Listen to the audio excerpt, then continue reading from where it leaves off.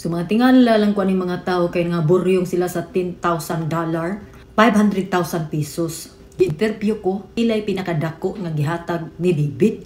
So niya ako nga 500,000. Ang mga bulok nga giulod ang utok niingon nga 500 weekly daw. Pangita lang giglusot nga para i-down jud ko day. Maka-down sa kuaday only olo. Niingon sila nga nawala daw ko sa social media kay nahadlok daw ko kay bakakon daw ko. Ang istorya po ni mga perfect sa kalibutan. Na timingan lang yun siya pag deactivate na ako. Kay birthday niya day 35 years, yung pangayo niya sa kuha is time. Kay gusto man mo mamakak ko, so dapat day next time ato ko 10 million everyday. Kay mutugan ka sa mutuoran, di man tatuhuan. Mamakak na lang ta nga 10 million a day. Ako naghinambog. Napoy tiguang gayaw-aw to, nag-asa niya. 5-star hotel na sa mag-stay kung ako pa daw niya.